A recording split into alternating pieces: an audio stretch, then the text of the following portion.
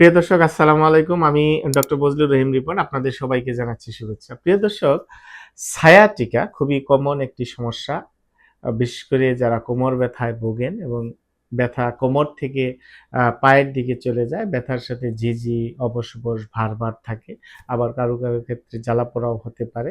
এই ধরনের সিম্পটম সাধারণত sciatica র ক্ষেত্রে হয়ে থাকে এবং এই sciatica টা খুবই কমন একটি সমস্যা যেটি অনেকের ক্ষেত্রেই হয়ে থাকে এবং এই sciatica র জন্য অনেক চিকিৎসা, অনেকেই বিভিন্ন ধরনের মেডিসিন, ইনজেকশন বিভিন্ন ধরনের চিকিৎসা নিয়ে থাকেন। কিন্তু আসলে এই sciatica র ব্যথা বা পায়ের ঝিঁঝি, অবশ-বশ, ভারী সহজে কমতে চায় না। তো এই যে sciatica আসলে বিষয়টা কি? এটা একটু শেয়ার করতে চাই। sciatica টা হচ্ছে যে আমাদের কোমর থেকে যে sciatic নার্ভটা বের হয়ে পায়ের দিকে চলে আসে, সেই sciatic নার্ভের মধ্যে যদি কোনো ইনফ্ল্যামেশন হয় বা নার্ভের রুট কম্প্রেশন হয়, তখন সেটাকে sciatica বলা হয়।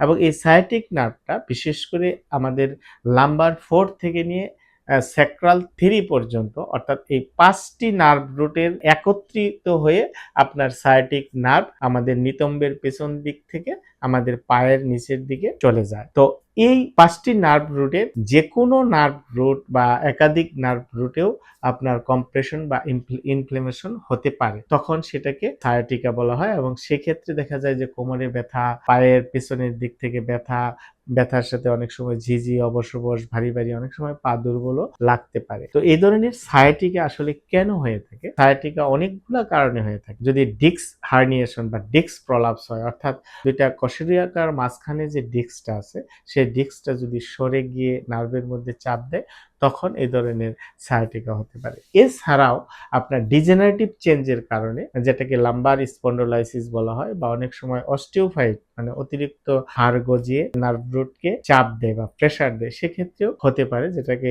কোমরের অস্টিওসাইটিসও বলা হয়। তো এছাড়াও আপনার যদি যে রোড দিয়ে, রাস্তা দিয়ে ওই নার্ভটা বের হয়ে আসে, অর্থাৎ স্পাইনাল ফোরামেন বলা হয়, সেখানে যদি আপনার স্টেনোসিস হয় বা চিকন হয়ে যায়, সেক্ষেত্রে হতে পারে। স্পাইনাল স্টেনোসিস হলে সেখানে হতে পারে। হ্যাঁ, এরকম কারণেও আপনার sciatica হতে পারে। তাছাড়াও আপনার অনেক সময় দেখা যায় যে আমাদের নিতম্বের গভীরে একটি মাংসপেশি আছে, যেটিকে পাইরিফর্মিস বলি। সেই পাইরিফর্মিসের ঠিক সামনে দিয়ে sciatic নার্ভটি বের হয়ে যায়। সেই পাইরিফর্মিস মাসল যদি কোনো কারণে ডিসফাংশন হয়, সেক্ষেত্রেও আপনার এই ধরনের সিম্পটম বা উপসর্গ হতে পারে। তো এরকম অনেকগুলি কারণেই কিন্তু sciatica হতে পারে। এখন sciatica সাধারণত দেখা যায় যে আপনার L5 রুট কম্প্রেশনটা এবং S1 রুট কম্প্রেশনটা সবচেয়ে বেশি হয়। সকল জায়গায়ই হতে পারে, ৫ টির কথা বলেছি। কিন্তু এই L5 এবং S1 লেভেলটাতে সাধারণত বেশি দেখা যায়। তো এই ধরনের নার্ভ রুট কম্প্রেশন হলে আসলে চিকিৎসা ব্যবস্থাটা কি? অনেকেই দেখা যায় যে দিনের পর দিন, মাসের পর মাস ওষুধ খাচ্ছেন, ব্যথানাশক ওষুধ, বিভিন্ন ভিটামিন, বিভিন্ন ধরনের ক্যালসিয়াম, বিভিন্ন ধরনের ওষুধ খাচ্ছেন। কিন্তু তারপরও আপনার কোমরের ব্যথা, পায়ের ঝিঁঝি, অবশ-বশ, ভারী যাচ্ছে না। কারণ হচ্ছে যে নার্ভের কম্প্রেশন যদি কমানো না যায়, তাহলে কিন্তু এই ধরনের sciatica র উপসর্গগুলা সহজে কমে না। এখন কম্প্রেশনটা কিভাবে কমাবেন? এই কম্প্রেশনটা কমাতে হলে আগে আমাদের আসলে কারণটা খুঁজে বের করতে হবে যে কি কারণে তার sciatica।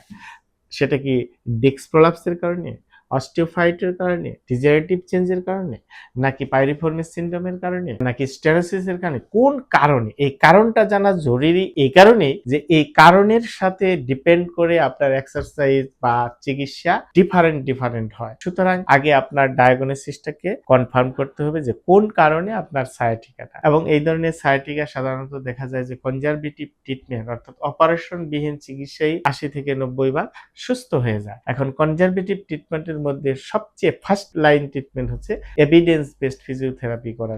এখন এভিডেন্স বেসড ফিজিওথেরাপি আপনি করতে চাইলে অবশ্যই একজন বিশেষজ্ঞ ফিজিওথেরাপি চিকিৎসকের পরামর্শ নিয়ে আপনার চিকিৎসা নিতে হবে। সেক্ষেত্রে আপনার ধরেন বিভিন্ন ধরনের এক্সারসাইজ থেরাপি, ম্যানুয়াল থেরাপি, হ্যাঁ?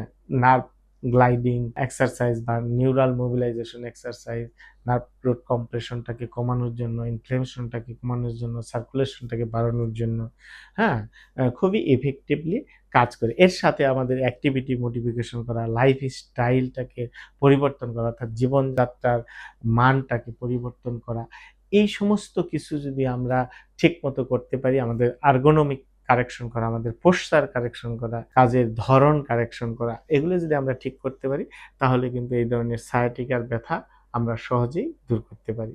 সুতরাং প্রিয় দর্শক, আপনারা যারা দীর্ঘদিন যাবত এই ধরনের সমস্যায় ভুগছেন, অনেক চিকিৎসা নিচ্ছেন কিন্তু আপনার ব্যথা কমতেছে না, ঝিঝি কমছে না, অবশ কমছে না, আপনি একজন বিশেষজ্ঞ ফিজিওথেরাপি চিকিৎসকের পরামর্শ নিতে পারেন। আমাদের পরামর্শ নিতে চাইলে আমাদের স্ক্রিনে দেওয়া নাম্বারে যোগাযোগ করতে পারেন।